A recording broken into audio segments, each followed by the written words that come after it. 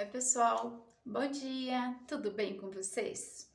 Que possamos então iniciar nossa semana na luz do Evangelho segundo o Espiritismo. Capítulo 5 hoje, Bem-aventurados os aflitos. Falarei hoje da justiça das aflições e das causas atuais das aflições. As compensações que Jesus promete aos aflitos podem efetivar-se somente na vida futura. E sem a certeza do futuro, estas máximas seriam um contrassenso, um engano. Mas mesmo com a certeza, é difícil compreender a conveniência de sofrer para ser feliz. Disse que é para ter mais mérito, mas então aí fica uma pergunta: por que sofrem uns mais do que os outros? Por que uns nascem na miséria e outros na riqueza, sem ter feito nada que justifique essas posições? Porque uns nada conseguem, ao passo que aos outros tudo dá certo. Todavia, o que ainda menos se compreende é que os bens e os males sejam repartidos de forma tão desigual entre o vício e a virtude, e que os homens virtuosos sofram ao lado dos maus que prosperam. A fé no futuro pode consolar e inspirar paciência, mas não explica essas anomalias que parecem desmentir a justiça de Deus.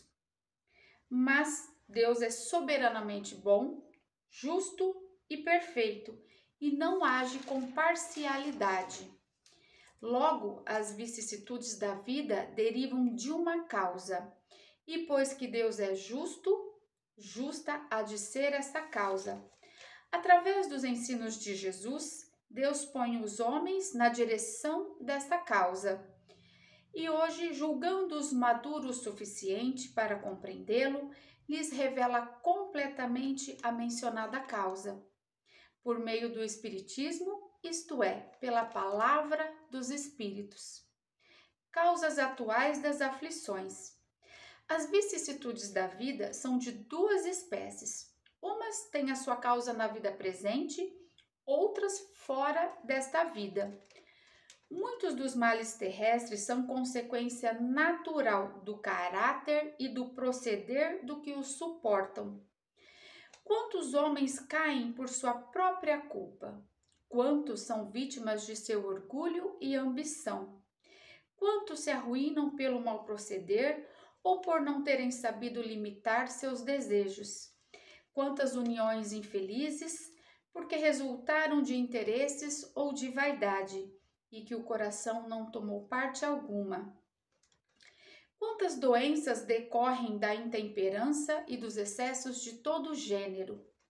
Quantos pais são infelizes com seus filhos porque não lhes combateram as más tendências desde o princípio? Por fraqueza ou indiferença, deixou que neles se desenvolvessem o orgulho, egoísmo, e aí mais tarde, quando colhem o que plantaram, admiram-se da forma que são tratados e da ingratidão deles. Questionem-se a si próprios. Questionem-se, vocês, nós, todos que nos sentimos feridos no coração pelas decepções da vida, pelas injustiças que consideramos, analisemos passo a passo a origem desses males e que possamos refletir se não poderíamos dizer: se eu tivesse feito ou não tivesse feito tal coisa, se eu estaria nessa condição. Então a gente se questiona, e quem já não se questionou também, né? A gente tem que parar para se questionar: se eu tivesse feito, eu estaria assim? Ou se eu não tivesse feito da forma como eu fiz, eu estaria assim? De quem então a responsabilidade de todas as aflições, senão do próprio homem? O homem, então, é o causador dos seus próprios infortúnios. Nós somos. Mas em vez de reconhecê-lo, acha mais simples e menos humilhante acusar a sorte, a má fortuna, a má estrela, ao passo que a má estrela é apenas a sua própria negligência. O homem as evitará quando trabalhar por se melhorar intelectual e moralmente. A lei humana, ela atinge certas faltas e as pune, mas a lei atinge especialmente as que trazem prejuízo para a sociedade e não sobre as faltas que traz o prejuízo para os que as cometem. Deus, porém, quer que todas as suas criaturas progridam e, portanto, não deixa impune nenhum desvio do caminho reto. Toda falta, infração, por mais leve que seja, tem consequência. Então, o homem é sempre punido pela falta que comete, seja ela grave ou leve. Os sofrimentos que decorrem dessa falta são-lhe uma advertência de que procederam mal e dão-lhe experiência, fazem-lhe sentir a diferença que existe entre o bem e o mal e a necessidade de se melhorar, para assim no futuro evitar o que lhe origina uma fonte de amarguras. Então, esse sofrimento, se eu estou sofrendo, eu vou estar aí vendo, fez mal ou fez bem? E com isso tomar mais cuidado e no futuro evitar atitudes, as faltas, para que não haja esse sofrimento. Não havendo uma punição, então, retardaria o avanço e, consequentemente, a sua felicidade. Então, se não houver uma punição para essas faltas, eu não vou progredir, porque eu posso fazer o que quiser, que eu não vou ter consequência nenhuma. E isso é um atraso e, por conseguinte, atrasa a felicidade e que todos buscamos, né? Porém, a experiência às vezes chega tarde. Algumas vezes essa experiência chega tarde, de tanta falta cometida. Quando eu me deparo, passou muito tempo, mais do que eu gostaria na verdade. E quando eu vejo, a vida já foi desperdiçada. As forças já estão gastas e sem remédio o mal. Aí então o homem diz: se no começo dos meus dias eu soubera o que sei hoje, quantos passos em falso eu teria evitado. Se fosse recomeçar, faria tudo diferente. E jogue a primeira pedra quem nunca pensou isso, né? Eu observo pelo menos que a grande maioria, pelo menos as pessoas que eu tenho contato, né? A gente ouve muito isso. Ah, se eu soubesse o que sei hoje, eu teria feito tanta coisa diferente. Como o obreiro preguiçoso diz, perdi o meu dia. Também diz o homem, perdi a minha vida. Mas assim como o sol nasce para o obreiro, dando a oportunidade de reparar o tempo perdido, também para o homem, após a noite do túmulo, brilhará o sol de uma nova vida, em que será possível aproveitar a experiência do passado e suas boas resoluções para o futuro. Então, após a noite no túmulo, há de surgir uma nova oportunidade para fazer diferente. Tendo essa experiência do passado, então isso é uma direção para ele do que ele pode e do que não pode fazer.